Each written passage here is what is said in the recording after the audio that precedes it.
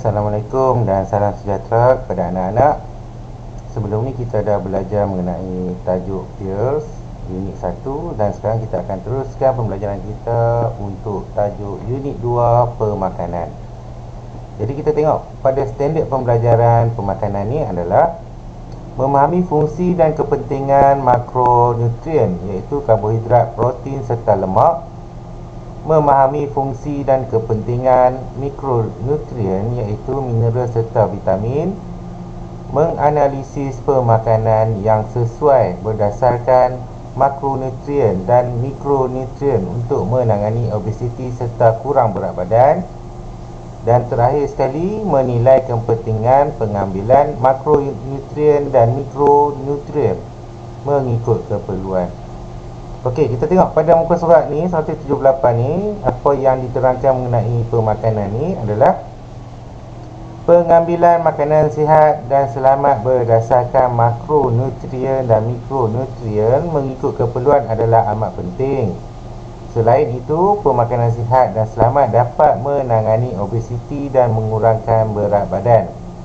Tubuh badan memerlukan nutrien untuk pelbagai fungsi seperti okey, pada kamulah tingkatan 1 ni masih lagi dalam pembesaran dan perkembangan badan kamu dan perlunya pemakanan yang seimbang dan juga boleh menampung kamu punya perkembangan berat badan kamu. Okey, keseimbangan sel dan tisu pembekal tenaga untuk melakukan aktiviti fizikal. Jadi bila kamu melakukan aktiviti fizikal, kamu membakar kalori dan mudah untuk kamu untuk mengambil makanan. Kan? Selalunya bila kita habis-habis bersenam tu, selalunya time tu lah nak rasa dahaga, lapang kan. Yang ni lah sebab kamu membakar kamu punya nutrien, jadi perlunya untuk kamu mengambil nutrien yang seimbang. Okey, nutrien yang seimbang serta lengkap melalui amalan pemakanan sihat dan selamat membantu membina tubuh badan yang sihat. Nutrien terbagi kepada dua jenis iaitu makronutrien dan mikronutrien. Okey, kita tengok apa itu makronutrien dan mikronutrien macam yang diterangkan dalam standard pembelajaran ni. Makronutrien terdiri daripada karbohidrat, protein serta lemak. Peranan utamanya adalah untuk membekalkan tenaga dalam kuantiti yang banyak. Sementara itu, mikronutrien terdiri daripada mineral serta vitamin. Peranannya adalah untuk mengawal fungsi tubuh badan. Okey, makronutrien ni seperti mana yang kamu tahu ni, dia adalah karbohidrat, protein serta lemak. Maknanya dia ni dalam membekalkan tenaga dalam badan kamu. Sementara ni mikronutrien adalah mineral seperti vitamin, zat besi, apa semua tu, dia mengawal fungsi tubuh badan kamu.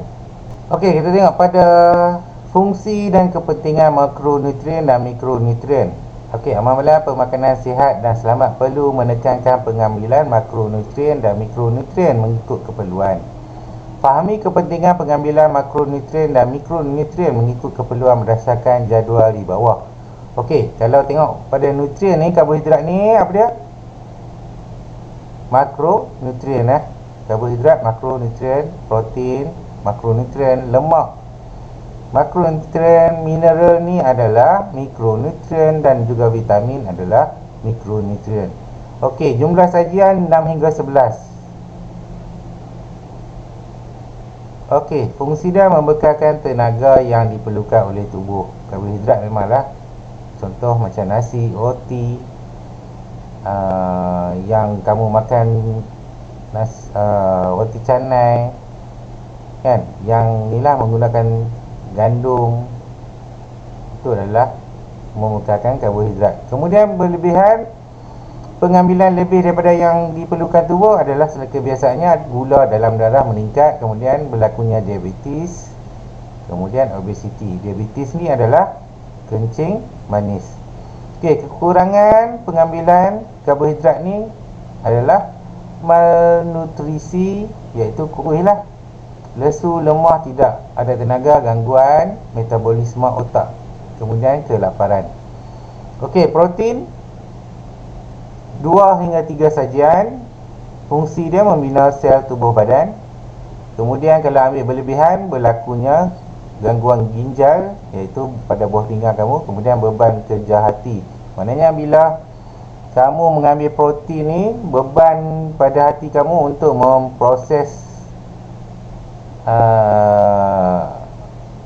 memproses makanan tu dia jadi makin bertambah. Kemudian kekurangan, sekiranya kamu kurang mengambil protein ni, mudah sakit, gangguan metabolisme tubuh, kemudian busung lapar. Maknanya kat sini busung ni maknanya perut kamu tu buncit lah, tapi dalam keadaan lapar. Okey.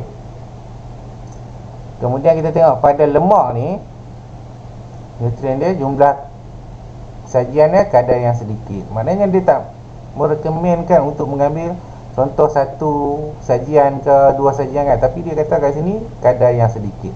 Kemudian fungsi dia membantu pembinaan tulang. Jadi kena makan lemak pada umur kamu ni 13 tahun, jadi membantu pembinaan tulang. Apa yang berlaku sekiranya kamu mengambil lemak ni dalam jumlah yang tinggi, berlaku obesiti, kemudian kolesterol kamu tinggi, penyempitan pembuluh darah. Bila penyempitan pembuluh darah ni, kamu mudah mendapat sakit jantung.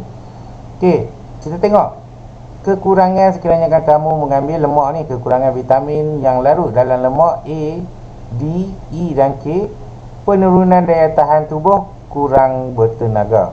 Kemudian kita tengok mikronutrien ni, mineral 2 hingga 5 sajian, meningkatkan sistem pertahanan badan. Kemudian sekiranya kamu mengambil berlebihan, gangguan kerja organ, cirit-birit, muntah-muntah, thalassemia.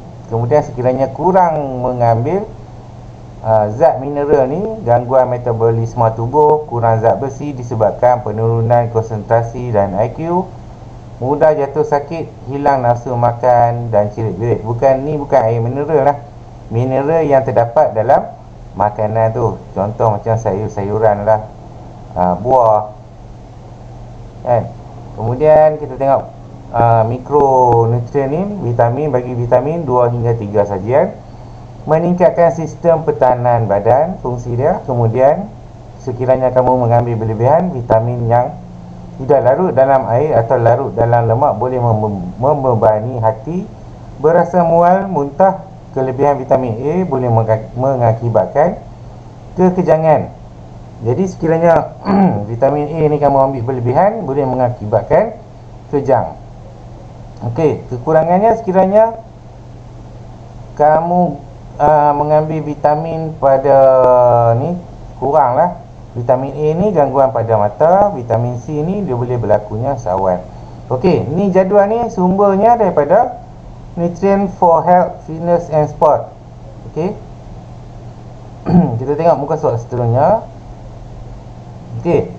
Ni adalah makronutrien dan juga mikronutrien untuk untuk pelajar yang mengalami obesiti dan urat berat badan. Okey, kita tengoklah sambil-sambil kita ni tengok pada sarapan pagi daripada pukul 6.30 pagi hingga 8.30 pagi.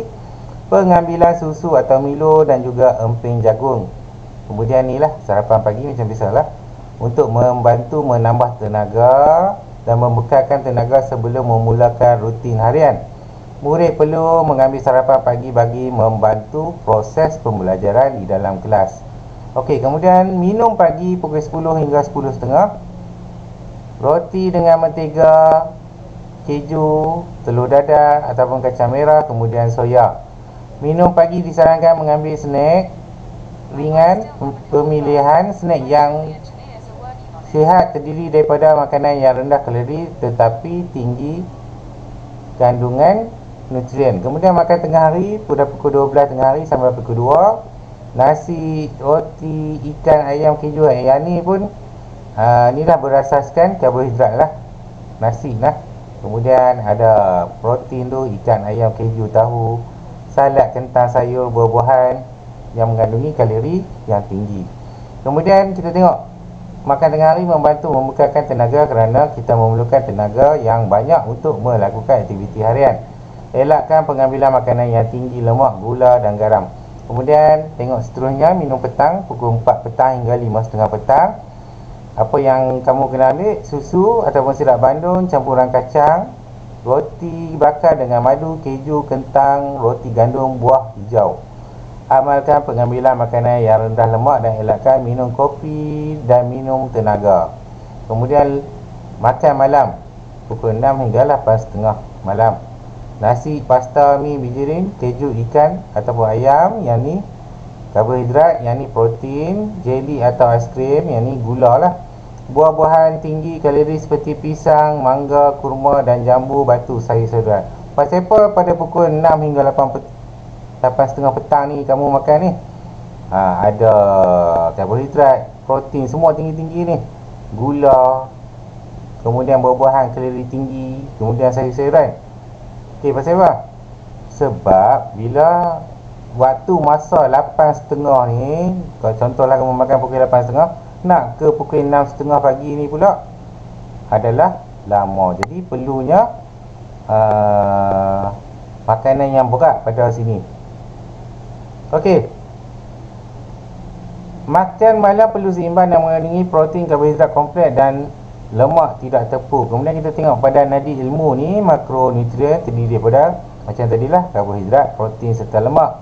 Peranan utamanya adalah untuk membekalkan tenaga dalam kuantiti yang banyak. Murid-murid dapat melakukan aktiviti fizikal harian dengan cergas. Kemudian mikronutrien pula terdiri daripada mineral serta vitamin. Peranannya adalah untuk mengawal fungsi tubuh badan. Badan kita memerlukan mikronutrien dalam kadar yang sedikit.